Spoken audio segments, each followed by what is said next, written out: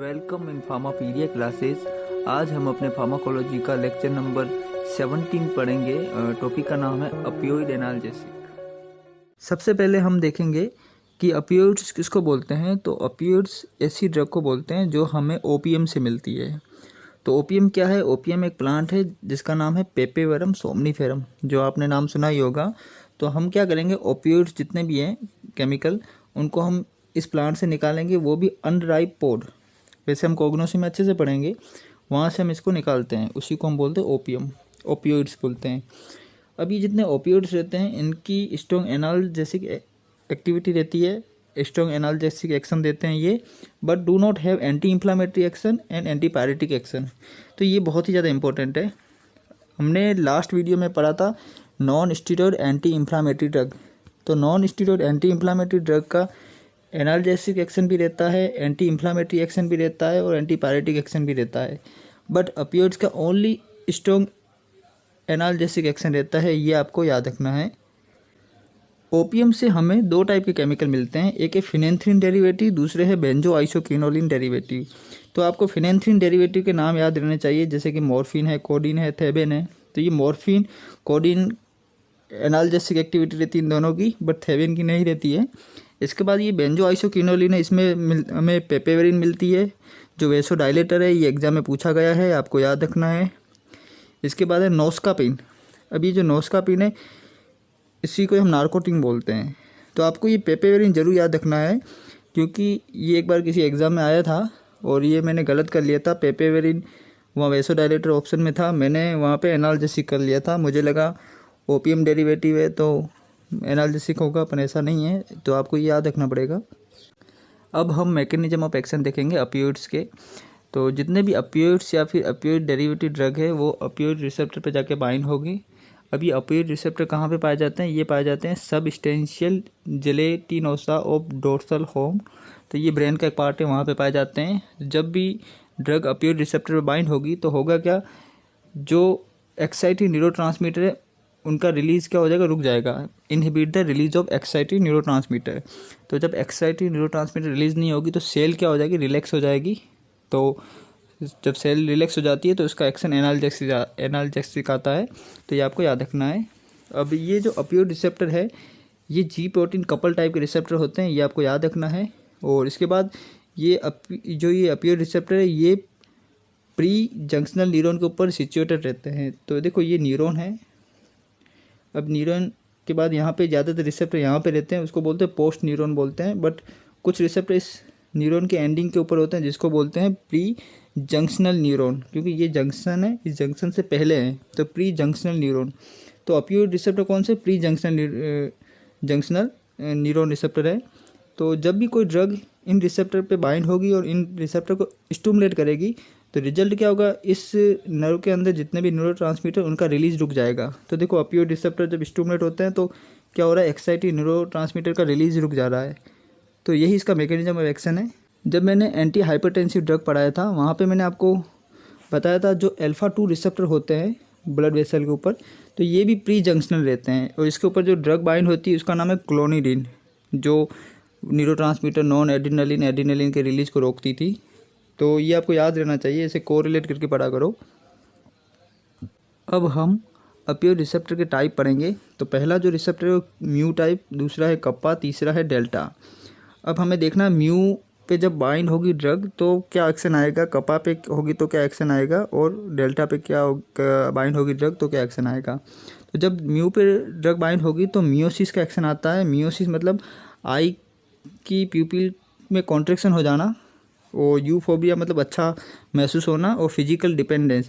तो ये सारे एक्शन आते हैं म्यू रिसेप्टर के थ्रू।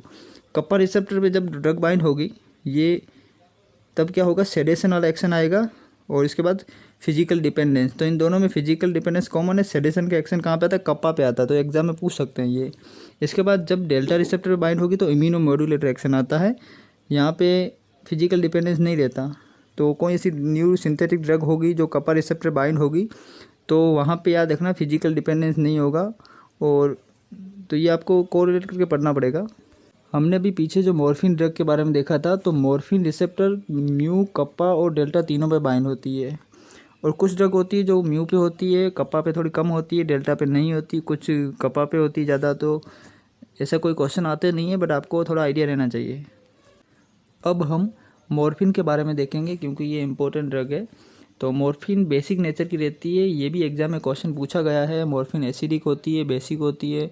तो देखो मॉर्फिन के अंदर नाइट्रोजन रहता है, तो ये बेसिक नेचर की रहती है और इसका हम सल्फेट साल्ट यूज करते हैं या फिर हम HCl साल्ट यूज करते हैं। तो देखो इसका साल्ट हम एसिडिक यूज कर रहे हैं, तो जब ड्रग बेसिक होती है तभी हम उसका एसिडिक साल्ट यूज करते हैं। तो ये भी आपको याद रखना है। और मॉर्फिन के दो एक्शन आते हैं, एक मॉर्फिन स्टिमुलेटरी एक्शन आता है, स्टिमुलेट करता है जब किसी चीज़ को, या फिर दूसरा इनहिबिटरी एक्शन। तो स्टिमुलेटरी एक्शन में क्या होता है, जैसे ये CTZ को स्टिमुलेट करेगा। तो आपको पता है CTZ रिस्पॉन्सिबल रहता है वोमिटिंग और नोजिया के लिए। तो जब CTZ को स्टिमुलेट कर रहा है मॉर्फिन तो वोमिटिंग नोजिया हो जाता है, ये मॉर्फिन का साइड इफेक्ट भी है। इसके बाद ये इंडिजनर वेस्ट पोल न्यूक्लियस थर्ड, इसको भी क्या करेगा, स्टिमुलेट करेगा। इसी से क्या एक्शन आता है, मियोसिस आता है, जो अपनी आई है उसके अंदर कॉन्ट्रैक्शन हो जाता है। तो इसका एक साइड इफेक्ट है पिन पॉइंट प्यूपिल, मतलब आँख के अंदर, मतलब आइज़ के अंदर कॉन्ट्रैक्शन हो जाएगा। तो इसी को हम बोलते हैं पिन पॉइंट प्यूपिल। तो ये भी साइड इफेक्ट है मॉर्फिन का, किसकी वजह से, ये स्टिमुलेटरी एक्शन की वजह से है। इसी तरह ये वेगल्स जो नर्व है अपनी क्रेनियल नर्व 10 नंबर की, वहाँ पे भी ये स्टिमुलेशन करेगा। तो आपको पता है वेगन जो नर्व है 10 नंबर की, उसके अंदर एसिटाइल कोलिन न्यूरोट्रांसमीटर रिलीज होता है। तो ये वेगस नर्व अपने हार्ट के ऊपर सब सिचुएटेड रहती है, हार्ट तक रहती है।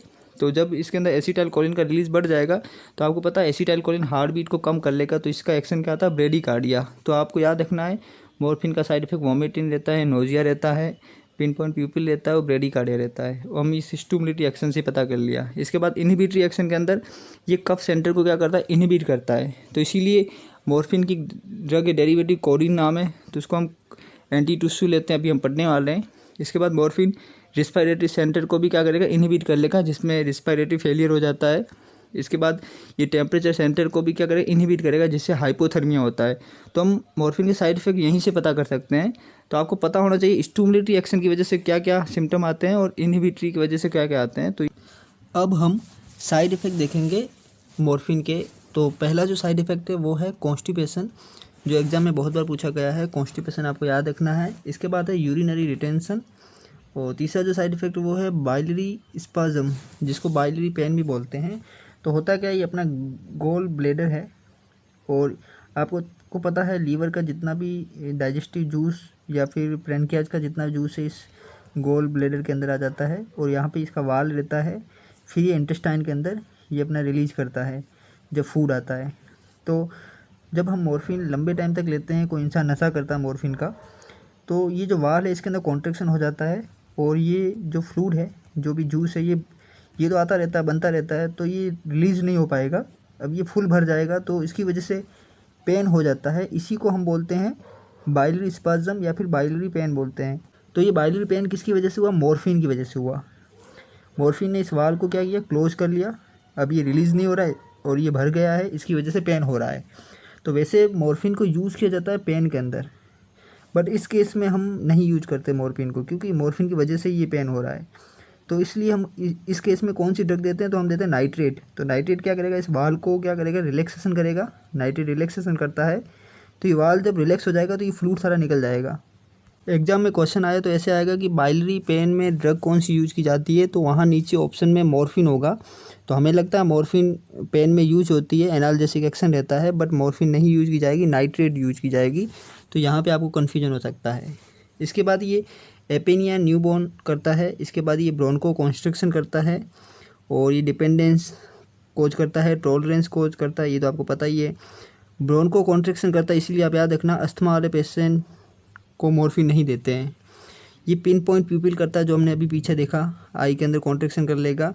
और ये रिस्पायरेटरी फेलियर भी करता है, हाइपोथर्मिया भी करता है, ब्रेडिकार्डिया भी करता है। तो बहुत सारे साइड इफेक्ट हैं, आपको याद रहने चाहिए, जो एग्जाम में पूछते हैं। एग्जाम में क्वेश्चन ऐसे आता है, इनमें से कौन सा साइड इफेक्ट मॉर्फिन का नहीं है, तो आपको है कौन से वो याद हो जाएंगे, तो नहीं वाला ऑटोमेटिक आप निकाल दोगे।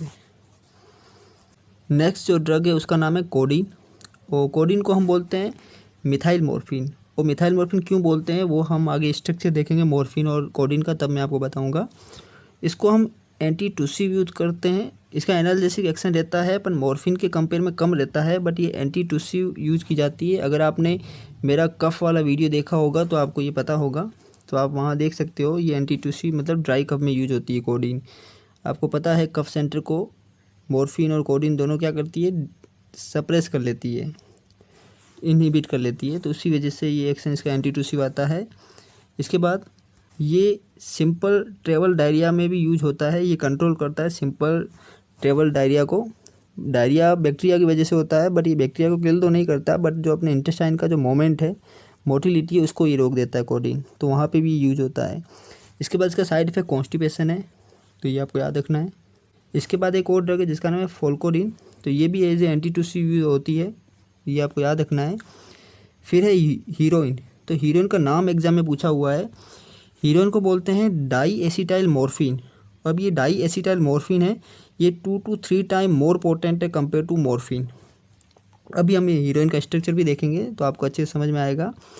मॉर्फिन मोर टॉलरेंस और डिपेंडेंस कोज करती है, इसलिए हीरोइन मोर टॉलरेंस और डिपेंडेंस कोज करती है, तो इसीलिए हम हीरोइन को यूज़ नहीं करते हैं। Heroine 2 to 3 time more potent रहती है कंपेयर टू मॉर्फिन, ये आपको याद रखना है। इसके बाद जो नेक्स्ट ड्रग है उस ड्रग का नाम है पैथिडीन, या फिर इसको मेप्रिडीन भी बोलते हैं। अभी जो पैथिडीन ड्रग है ये क्या है, सिंथेटिक एनालॉग है, मतलब ये अपने को प्लांट से नहीं मिलती, ये सिंथेटिक है, ये इसको हम लैब में बनाते हैं, बट ये म्यू रिसेप्टर के ऊपर एक्शन देती है, तो ये सिंथेटिक एनालॉग है म्यू रिसेप्टर का। इसका जो मेटाबोलाइट मेप्रिडीनिक एसिड बनता है जब इसका हाइड्रोलिसिस होता है। जब पैथिडीन का हाइड्रोलिसिस होगा तो मेप्रिडीनिक एसिड बनता है। जब पैथिडीन के अंदर डीमिथाइलेशन होगा तब नॉर पैथिडीन बनता है, तो ये आपको याद रखना है। जैसे मॉर्फिन है, मॉर्फिन का डीमिथाइलेशन होगा तो नॉर मॉर्फिन बनेगा। जब भी किसी चीज़ का डीमिथाइलेशन होता है तो उसके नाम का आगे नॉर लगा देना है, नॉर पैथिडीन, इस तरह नॉर मॉर्फिन।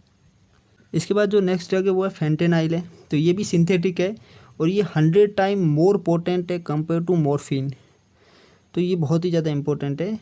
अगर मॉर्फिन 100 mg ले रहे हैं तो इसको सिर्फ 1 mg लेंगे, एक्शन दोनों का इक्वल आएगा, तो इसको बोलते हैं 100 टाइम मोर पोटेंट। पोटेंसी हमेशा कंसनट्रेशन बताती ड्रग की। इसके बाद फेंटेनाइल और ड्रोपेरिडोल दोनों का कॉम्बिनेशन देते हैं, कहाँ पे देते हैं, न्यूरोलेप्टिक एनाल्जेसिया में, तो ये बहुत इंपॉर्टेंट एग्जाम में पूछ सकते हैं। अब वैसे मैं फेंटेनाइल के बारे में बहुत कुछ बता सकता हूँ, पैथिडीन के बारे में, बट जो इंपॉर्टेंट एग्जाम पर्पज़ में हमारा क्वेश्चन निकल जाए उतना ही हम पढ़ेंगे। इसके बाद नेक्स्ट है वो है एपोमॉर्फिन। तो जब मॉर्फिन को हम हीट करते हैं 140 डिग्री सेल्सियस पर HCl के साथ, तभी एपोमॉर्फिन बनाता है, तो ये आपको स्टेटमेंट याद रखना है। ये एग्जाम में एपोमॉर्फिन के बारे में क्वेश्चन आ चुका है, फेंटेनाइल के ऊपर भी आया हुआ है, पैथिडीन के ऊपर भी क्वेश्चन आया हुआ है, तो याद रखना है एपोमॉर्फिन किससे बनता है, मॉर्फिन से। जब हम मॉर्फिन को हीट करते हैं 140 डिग्री सेल्सियस विथ HCl तब एपोमॉर्फिन बनता है। अब ये एपोमॉर्फिन बन तो जाता है बट इसका एनाल्जेसिक एक्शन नहीं रहता है, ये आपको याद रखना है। एपोमॉर्फिन यूज होता है एज ए इमेटिक, जब भी किसी इंसान में पॉइजनिंग हो जाती है या फिर कोई किसी पॉइजन को खा लेता है कोई इंसान, तो उसको वोमिटिंग इंड्यूस करने के लिए हम एपोमॉर्फिन देते हैं, वो भी सब क्यूटेनियस रूप देते हैं, ये आपको याद रखना है। तो आपको पता है कोडीन हम एज ए डायरिया में यूज करते हैं, डायरिया को कंट्रोल करने के लिए।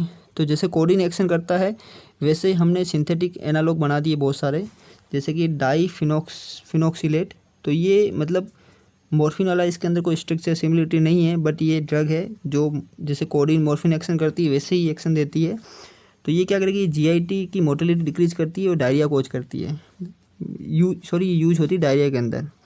तो आपको पता है जैसे कोडीन है, मॉर्फिन है, वो भी डायरिया में यूज होती है, बट वो टॉलरेंस डिपेंडेंस कोज करती है, उनके साइड इफेक्ट बहुत ज़्यादा हैं, तो हमने अल्टरनेट ड्रग बना दी जिसका नाम है डाईफिनोक्सिलेट, जो डायरिया में यूज होती है। इनका एक्शन मॉर्फिन इनकी तरह ही रहता है। इसके बाद है लोपेरामाइड, तो लोपेरामाइड मोर पोटेंट है कंपेयर टू डाईफिनोक्सिलेट से, ये भी डायरिया में यूज होती है। तो ये मैं अभी इसलिए आपको बता रहा हूँ कि ये इंपॉर्टेंट ड्रग है, कई बार एग्जाम में पूछते हैं लोपेरामाइड ड्रग यूज़ कहाँ होती है, डायरिया के अंदर, डाईफिनोक्सिलेट कहाँ होती है, डायरिया के अंदर, तो ये आपको याद रखना है। इसके बाद जो नेक्स्ट ड्रग उसका नाम है मीथाडोन, तो ये बहुत ही ज़्यादा इंपॉर्टेंट है ड्रग मीथाडोन। तो अभी मीथाडोन का यूज़ कहाँ होता है ये जानना है अपने को। मीथाडोन का यूज होता है मॉर्फिन विड्रावल सिंड्रोम के अंदर या मॉर्फिन विड्रावल सिम्टम के अंदर। तो होता क्या, जो लोग मॉर्फिन लेते हैं जिनके अंदर मॉर्फिन डिपेंडेंस टॉलरेंस है, तो जब हम उनको मॉर्फिन नहीं देते हैं, मॉर्फिन को छुड़वाते हैं, तब होता क्या, उनके बॉडी के अंदर अजीब से सिम्टम आने लग जाते हैं, क्योंकि मॉर्फिन वो नहीं ले पाते उसकी वजह से। तो उनके विड्रावल सिम्टम को रोकने के लिए, जो सिम्टम आते हैं उसको विड्रावल सिम्टम बोलते हैं। तो उस सिम्टम को रोकने के लिए हम क्या देते हैं, मीथाडोन देते हैं अल्टरनेटिव। जैसे मॉर्फिन का जो नशा रहता है, तो उस नशे को थोड़ा कम करने के लिए हम मीथाडोन देते हैं। इससे आप याद कर सकते हो। ये जो विड्रावल सिम्टम रहते हैं ये हमेशा अपोजिट रहते हैं। जैसे कि मॉर्फिन की वजह से होता है कॉन्स्टिपेशन, बट विड्रावल सिम्टम में क्या होगा, डायरिया हो जाएगा। जैसे मॉर्फिन का जो सिम्टम रहता है, साइड इफेक्ट रहता है, उसका नाम है हाइपोथर्मिया, जो फीवर बॉडी टेम्परेचर कम करता है। तो विड्रावल सिम्टम क्या होगा, हाइपरथर्मिया हो जाएगा। तो ये विड्रावल सिम्टम, इसको कम करने के लिए हम मीथाडोन देते हैं। इसके बाद हम देखें कुछ एंडोजीनियस अपोइड पेप्टाइड। तो अपने बॉडी के अंदर भी कुछ ऐसे अपोइड पेप्टाइड बनते हैं जो क्या करते हैं, ये जो अपने अपोइड रिसेप्टर है उस पर जाके बाइंड होते हैं। अब ये जो अपोइड रिसेप्टर है ये अपनी बॉडी में इसलिए तो नहीं बने कि कोई बाहर से कोई ड्रग आएगी फ्यूचर में तब उन पे बाइंड होगी तब वो एक्टिवेट होंगे।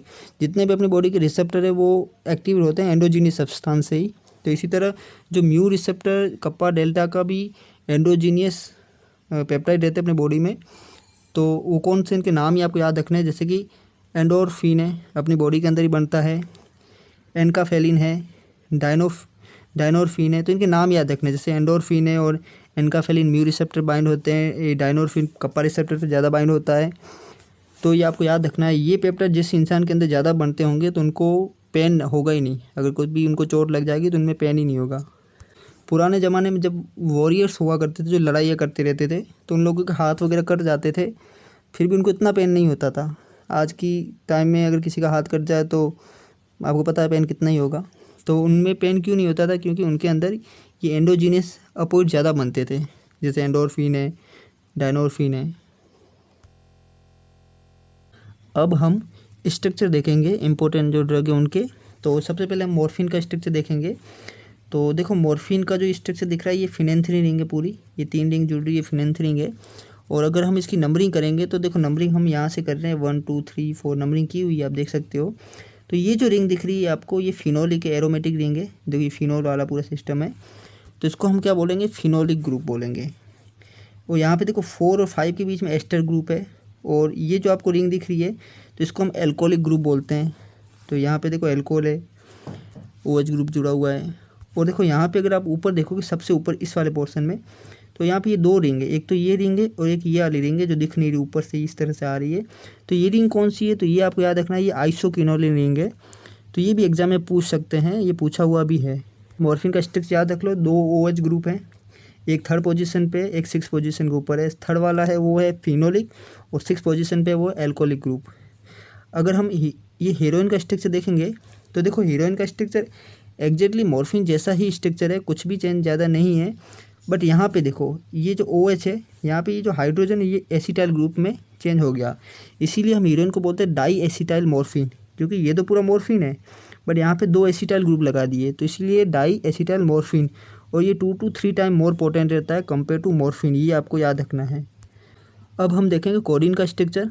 तो कोडीन का स्ट्रक्चर आप देखोगे तो देखो यहाँ पे ये 3rd पोजीशन पे OH है, यहाँ पे 3rd पोजीशन पे OH की जगह का मिथॉक्सी ग्रुप है। क्यों, क्या हुआ कि देखो इस हाइड्रोजन की जगह मिथाइल ग्रुप लगा दिया, तो इसीलिए देखो कोडीन को बोलते हैं मिथाइल मॉर्फिन, जो अभी हमने पढ़ा था। क्यों बोलते हैं, क्योंकि हमने 3rd पोजीशन पे क्या लगा दिया, मिथाइल लगा दिया हाइड्रोजन को रिप्लेस करके, तो मिथाइल मॉर्फिन इसको बोलते हैं। बाकी स्ट्रक्चर पूरा मॉर्फिन वाला ही है। तो अब इसकी पोटेंसी कम हो रही है, देखो हमने मिथाइल ग्रुप लगा दिया, OH को हटा के, तो इसकी पोटेंसी कम हो रही है। पर जब हमने एसिटाइल ग्रुप लगाया तो 2 to 3 टाइम पोटेंसी बढ़ रही है। तो ये सब चीज़ें आपको आनी चाहिए। अब हम पैथिडीन का स्ट्रक्चर देखेंगे जो बहुत ही ज़्यादा इंपॉर्टेंट है। पैथिडीन और फेंटेनाइल दोनों का स्ट्रक्चर इंपॉर्टेंट है। तो देखो पैथिडीन स्ट्रक्चर को ढंग से देखो, तो ये जो आपको रिंग दिख रही है ये क्या है, N मिथाइल, जो इस N पे मिथाइल है, N मिथाइल पाइपेराडीन। अब ये पाइपेराडीन रिंग है, इसके देखो 4 पोजीशन है, 1 2 3 4। और इसका 4 पोजीशन में देखोगे 2 चीज़ लगी हुई है, एक तो फिनाइल लगी हुई है और एक ये कार्बोक्सिलेट ग्रुप लगा हुआ है। इसको इथाइल कार्बोक्सिलेट ग्रुप बोलते हैं। तो इसके करेक्टरिस्टिक आपको याद रहने चाहिए। तो देखो इसका नोमेनक्लेचर आप देखोगे तो जो मैंने आपको ग्रुप बताया वही होगा, इथाइल और लास्ट में कार्बोक्सिलेट। तो देखो ये इथाइल कार्बोक्सिलेट पूरा हो गया, नाम में इथाइल कार्बोक्सिलेट हो गया। ये मिथाइल आ गया, मिथाइल 4 पे क्या है, फिनाइल पाइपेराडीन, ये 4 फिनाइल पाइपेराडीन और 1 मिथाइल है। तो ये ऐसे नोमेनक्लेचर किया है, तो आपको ये नोमेनक्लेचर करना आना चाहिए, या फिर आपको स्ट्रक्चर के कैरेक्टरिस्टिक पता रहना चाहिए। तो आप एग्जाम में नोमेनक्लेचर कैसा भी आएगा आप वैसे निकाल दोगे आंसर।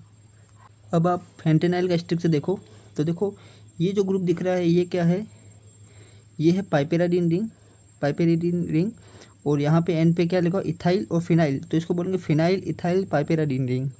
और इसी के पाइपेराडीन की 4 पोजीशन पे क्या अमीनो ग्रुप है, ये अमीनो ग्रुप, अमीनो पे 2 ग्रुप लगे हुए हैं, एक तो ये वाला एक ये तो है फिनाइल, और इसको बोलते हैं प्रोपियामाइड।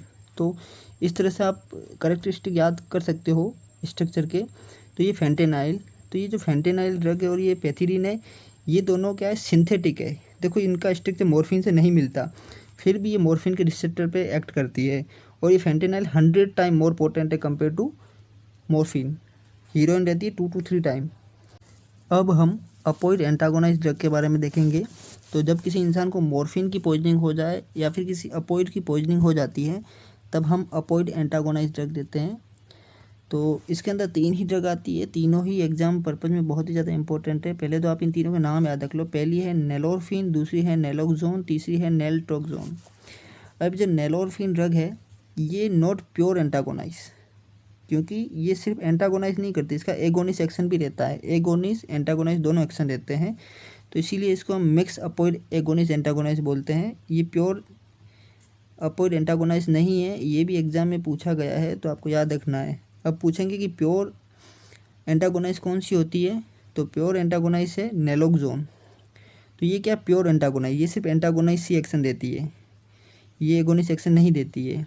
अब इसको हम ओरली यूज़ नहीं करते, हम इसको आईवी रूट से देते हैं। ओरली क्यों नहीं यूज़ करते हैं, क्योंकि इसका फर्स्ट पास मेटाबॉलिज्म क्या रहता है, हाई रहता है, तो इसीलिए हम इसको ओरली यूज़ नहीं करते हैं। तो बहुत सारी ड्रग है जिनका फर्स्ट पास मेटाबॉलिज्म रहता है, जैसे कि प्रोपेनॉल ड्रग है जो हमने पढ़ी थी, और भी बहुत सारी ड्रग है। और अभी ये देखो तीसरी ड्रग नेलट्रोक्सोन, तो ये भी क्या है, ये भी एंटागोनाइज है, बट इसको हम क्या देते हैं ओरली देते हैं, ये मोर पोटेंट रहता है कंपेयर टू नेलोक्सोन, इसको हम ओरली भी दे सकते हैं। तो ये आपको याद रखना है। अब हम स्ट्रक्चर देखेंगे इसका नेलोरफिन का। तो अगर आप नेलोरफिन का स्ट्रक्चर देखोगे तो एग्जैक्टली मॉर्फिन की तरह ही है, पूरा मॉर्फिन का स्ट्रक्चर है, तभी इसका एंटागोनिस्ट होगा, तभी उसके रिसेप्टर पे बाइंड होगा। पर देखो मॉर्फिन में यहाँ एन के ऊपर मिथाइल रहता है, तो इसमें क्या है ये ग्रुप जुड़ा हुआ है, मॉर्फिन में एन पे मिथाइल होगा, बाकी इसमें ये ग्रुप है। तो ये ग्रुप कौन सा है, ये एलाइल ग्रुप है। तो देखो यहाँ पे लिखा एन एलाइल नॉर मॉर्फिन, तो नॉर क्यों लगा है, क्योंकि मिथाइल है नहीं, जब मिथाइल हट जाता है डी मिथाइल हो जाता है तो उसको बोलते हैं नॉर मॉर्फिन। इसका नाम है N allyl nor morphine is nalorphine, ये अपोइड एंटागोनाइज है। इसके बाद अगर आप स्ट्रक्चर देखोगे नेलोक्सोन का, अभी देखो नेलोक्सोन का स्ट्रक्चर देखोगे तो इसका इन दोनों का स्ट्रक्चर सेम है, बट यहाँ पे OH ग्रुप है, उसकी जगह ये ऑक्सीजन डबल बॉन्ड वाला ये ग्रुप लगाया हुआ है। तो यही आपको याद रखना है, इतना ही आज हम पढ़ेंगे, और अपना ये अपोइड पूरा ख़त्म हो रहा है यहाँ पे। तो आप मेरे वीडियो को देखो, लाइक करो, सब्सक्राइब करो। Thank you so much.